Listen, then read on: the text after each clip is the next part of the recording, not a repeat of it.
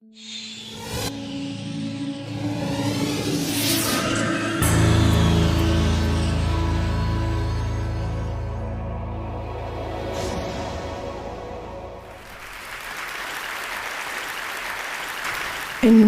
half a century of trying to help prevent wars, there's one question that never leaves me. How do we deal with extreme violence without using force in return? When you're faced with brutality, whether it's a child facing a bully in the playground, or domestic violence, or on the streets of Syria today facing tanks and shrapnel, what's the most effective thing to do? Fight back? Give in? Use more force? This question, how do I deal with the bully without becoming a thug in return, has been with me ever since I was a child. I remember I was about 13, glued to a grainy black and white television in my parents' living room as Soviet tanks rolled into Budapest. And kids not much older than me were throwing themselves at the tanks and getting mown down. And I rushed upstairs and started packing my suitcase, and my mother came up and said, "What on earth are you doing?" And I said, "I'm going to Budapest."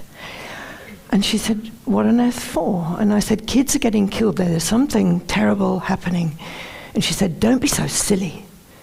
And I started to cry. And she got it. She said, "Okay, I see it's serious.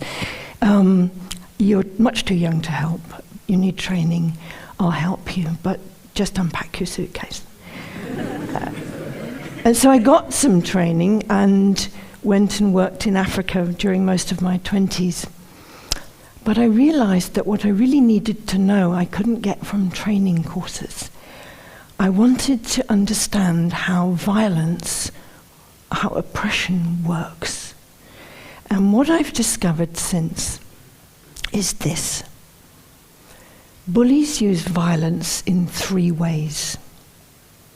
They use political violence to intimidate, physical violence to terrorize, and mental or emotional violence to undermine. And only very rarely, in very few cases, does it work to use more violence. Nelson Mandela went to jail believing in violence. And 27 years later, he and his colleagues had slowly and carefully honed the skills, the incredible skills that they needed to turn one of the most vicious governments the world has known into a democracy.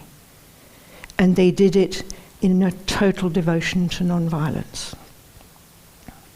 They realized that using force against force doesn't work. So what does work? Over time, I've collected about half a dozen methods that do work. Of course, there are many more that do work and that are effective. And the first is that the change that has to take place here, inside me. It's my response, my attitude to oppression that I've got control over, that I can do something about. And what I need to develop is self-knowledge to do that. That means I need to know how I tick, when I collapse, where my formidable points are and where my weaker points are. When do I give in? What will I stand up for? And meditation or self-inspection is one of the ways of gaining, it's not the only one, it's one of the ways of gaining this kind of inner power. And my heroine here, like Satish, is Aung San Suu Kyi in Burma. She was leading a group of students on a protest in the streets of Rangoon. They came around a corner faced with a row of machine guns. And she realized straight away that the soldiers, with their fingers shaking on the triggers, were more scared than the student protesters behind her. But she told the students to sit down. And she walked forward with such calm and such clarity and such total lack of fear that she could walk right up to the first gun, put her hand on it, and lower it. And no one got killed. So that's what the mastery of fear can do. Not only faced with machine guns, but if you meet a knife fight in the street, that we have to practice. So what about our fear? I have a little mantra. My fear grows fat on the energy I feed it. And if it grows very big, it probably happens. So we all know the 3 o'clock in the morning syndrome, when something you've been worrying about wakes you up. I see a lot of people. And for an hour, you toss and turn, it gets worse and worse, and by 4 o'clock, you're pinned to the pillow by a monster this big.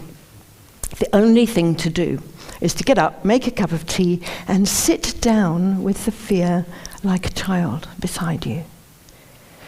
You're the adult.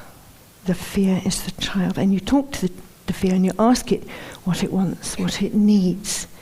How can this be made better? How can the child feel stronger? And you make a plan and you say, okay, now we're going back to sleep. 7:30, we're getting up, and that's what we're going to do. I had one of these 3 a.m. episodes on Sunday, paralyzed with fear at coming to talk to you. So I did the thing, I got up, made the cup of tea, sat down with it, did it all, and I'm here. Still partly paralyzed, but I'm here. So that's fear. What about anger? Wherever there's injustice, there's anger. But anger is like gasoline, and if you spray it around and somebody lights a match, you've got an inferno. But anger as an engine, in an engine, is powerful. If we can put our anger inside an engine, it can drive us forward, it can get us through the dreadful moments, and it can give us real inner power. And I learned this in my work with nuclear weapon policymakers, because at the beginning I was so outraged at the dangers they were exposing us to that I just wanted to argue and blame and make them wrong. Totally ineffective. In order to develop a dialogue for change, we have to deal with our anger. It's okay to be angry with the thing, the nuclear weapons in this case, but it is hopeless to be angry with the people. They are human beings just like us. And they're doing what they think is best, and that's the basis on which we have to talk with them.